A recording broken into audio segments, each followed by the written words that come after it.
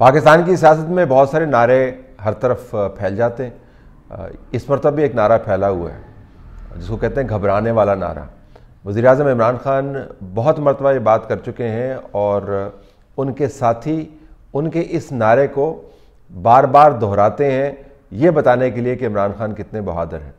صرف ساتھی نہیں دہراتے، عمران خان خود بھی اس نعرے کو بار بار دہراتے ہیں اور بتاتے ہیں کہ کب سے وہ لوگوں کو یہ بتا رہے ہیں، بھلے وہ ان کی اپنی ٹیم ہو یا پارٹی کے ممبران ہوں یا کابینہ والے ہوں، کہ آپ نے گھبرانا نہیں ہے۔ اب وزیر اعظم اس بات کو اتنی مرتبہ دہرا چکے ہیں پچھلے 3-3.5 سال میں کہ اب ان کے نقاد اور ان کے مخالفین ان کے اس جملے کو ان کی کمزوری گردانتے ہیں۔ رانا ثناء اللہ نے کہا کہ یہ ان کا تکیہ کلام بن گیا ہے، اور جب بھی وزیر اعظم عمران خان کسی مشکل میں ہوتے ہیں تو وہ دوسروں کو کہتے ہیں کہ آپ نے گھبرانا نہیں ہے، بھلے وہ دل میں کتنے ہی گھبرائے کیوں نہ ہوں۔ تو کس کو گھبرانا چاہیے موجودہ حالات سے؟ اپوزیشن کی پہلے بات کر لیتے ہیں۔ اپوزیشن کو اس حد تک گھبرانا چاہیے کہ اگر انہوں نے تحریک عدم اعتماد کے لیے نمبر پورے نہیں کیے تو ان کی سبکی ہوگی۔ جو منسٹرز ابھی 2 بیان دیتے ہیں پھر وہ 10 بیان دیں گے۔ ابھی اگر ان کا والیوم 7 پر ہے تو اس کے بعد وہ 70 پہ چلا جائے گا، اور ان کا ہر طرف جس کو عام زبان میں سڑکوں کی زبان میں کہتے ہیں توا لگے گا، اور پھر اس کے بعد عمران خان بار بار بتائیں گے کہ کس طرح یہ اپوزیشن نکمی ہے جو اپنے وعدوں کو پار نہیں چڑھا سکتی، انہوں نے مجھے کیا دھکا دینا۔ تو اپوزیشن کے غبارے میں سے ہوا نکل سکتی ہے۔ یہ انتہائی ایک صورتحال ہوگی جس سے اپوزیشن کو گھبرانا چاہیے۔ پھر یہ بھی ہو سکتا ہے کہ اگر ان کے معاملات اسٹیبلشمنٹ کے ساتھ طے نہیں ہوتے اور عین وقت کے اوپر آخر میں آ کے ان کو پتہ چلے کہ جن کی نیوٹرلٹی پر وہ تکیہ کر رہے تھے وہ نیوٹرل نہیں ہے، تو پھر نتائج اور بھی مختلف ہو سکتے ہیں، تو ان کو گھبرانا چاہیے۔ تو اپوزیشن کو اس حد تک گھبرانا چاہیے کہ تمام تر میٹنگز، تگ و دو، تمام تر ہاتھ ملانے، پلاننگ کے بعد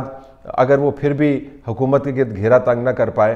تو گھبرانے کی بات تو ہوگی۔ حکومت کو گھبرانا چاہیے، حکومت کو 2-3 وجوہات کی بنا پر گھبرانا چاہیے۔ ایک تو یہ کہ حکومت کو ہر طرف سے تھپیڑے لگتے ہوئے آپ کو نظر آ رہے ہیں۔ کچھ تو تھپیڑے انہوں نے خود ہی اپنے آپ کو رسید کیے ہیں، اور وہ کیوں؟ وہ اس وجہ سے کہ اگر کارکردگی آپ کی ٹھیک ہوتی، آپ نے اگر پچھلے 3.5 سال صرف ماضی کے ڈھول نہ پیٹے ہوتے یا اپوزیشن کو نہ پیٹا ہوتا یا نقادوں کو نہ پیٹا ہوتا، نعروں کے اندر بھی اور حقیقت میں بھی، تو پھر آپ کے پاس وقت ہوتا اپنی کارکردگی کو جانچنے کا۔ حکومت کو اس وجہ سے بھی گھبرانا چاہیے اپنے کارکردگی کے معاملے کے اوپر کہ جو پبلک سینٹیمنٹ ہے وہ بہت برے طریقے سے حکومت کے خلاف ہے، اور آپ نے ریسنٹ گیلپ سروے، ایسے سروے جن کی صحت کے بارے میں مجھے شک اس وجہ سے ہوتا ہے کہ یہ سروے کروانے والے جو ہیں، بعض، تمام لوگ نہیں، بعض وہ مخصوص حالات کے تحت اپنے سرویز کو ڈھال لیتے ہیں، لیکن پھر بھی سرویز موجود ہیں، اور انڈیپینڈنٹ سرویز بھی اس بات کو انڈورس کرتے ہیں کہ حکومت کی ریٹنگز جو ہیں وہ بہت گری ہوئی ہیں۔ تو جو پبلک سینٹیمنٹ ہے وہ حکومت کے خلاف ہے، اور لوگوں کے جذبات بھڑکے ہوئے ہیں، بجلی کے بلوں کے حوالے سے، مہنگائی کے حوالے سے، نوکریاں نہ ہونے کے حوالے سے بہت زیادہ فرسٹریشن ہے، اور پھر یہ سن کر کان بھی پک گئے ہیں کہ سب کچھ ماضی کے حکمرانوں کو کیا ہے۔ تو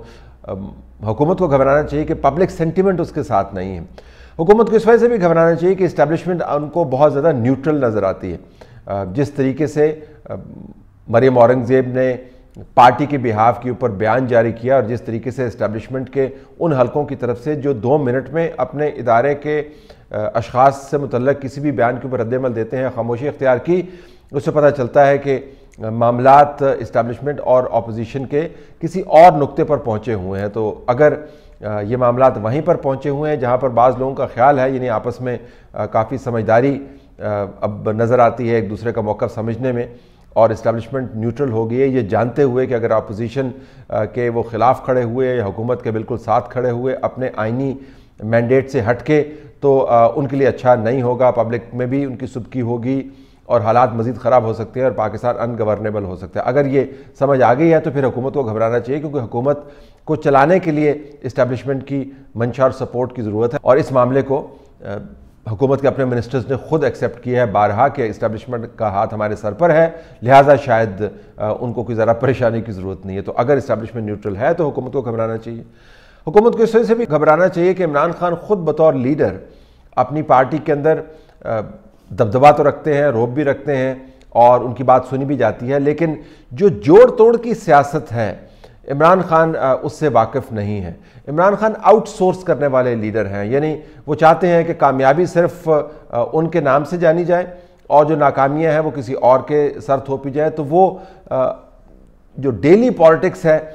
اس کے اندر ہاتھ نہیں رکھتے، وہ کسی اور کے حوالے کر دیتے ہیں۔ وہ کہ بینظیر بھٹو یا چودھری پرویز الہی نہیں ہے، یا شہباز شریف یا حمزہ شہباز نہیں ہے جن کو اپنے ہر حلقے کے ہر دھڑے کا پتہ ہو۔ جب نو کانفیڈنس کی موو آتی ہے بہرحال، تو پھر آپ کو یہ تمام کیلکولیشنز خود کرنی پڑتی ہیں، پھر آپ کو دیکھنا ہوتا ہے کہ کون سا دھڑا آپ کے ساتھ ہے، کون سا دھڑا آپ کے ساتھ نہیں ہے۔ پھر جو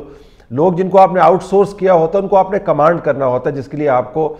تمام محرکات کا خود ادراک ہونا چاہیے۔ عمران خان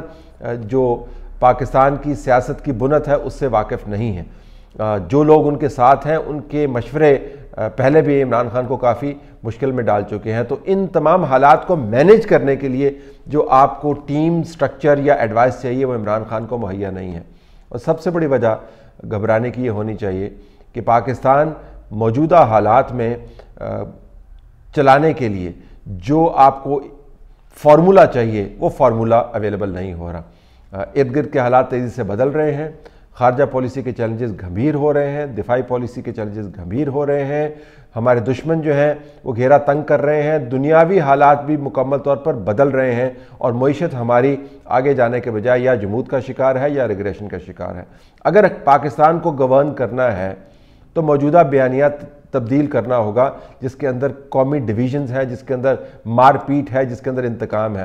حکومت کو اس وجہ سے گھبرانا چاہیے کہ وہ یہ خود بیانیہ چھوڑنے کو تیار نہیں ہے۔ تو اگر کہیں پر یہ فیصلہ کرنا پڑ گیا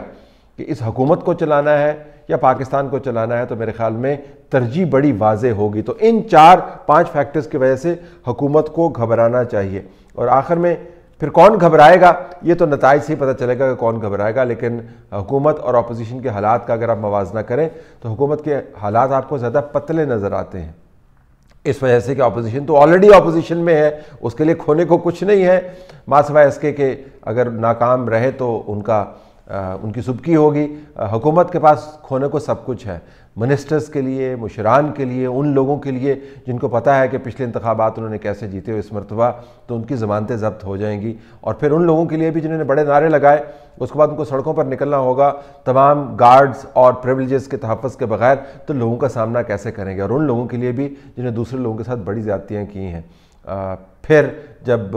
حکومت کا چھاتا سر پر نہیں رہتا، جب طاقت ہاتھ میں نہیں رہتی، تو آپ کو پتہ چلتا ہے کہ پھر آپ کی پریس ریلیز تو کیا، آپ کا بیان مہینوں نہیں چلتا۔ ان حالات سے نپٹنے کے لیے ان کو کیا اہتمام کرنا ہوگا۔ تو حکومت کے لیے لوز کرنے کو بھی بہت کچھ ہے اور گھبرانے کے لیے بھی بہت ساری وجوہات ہیں۔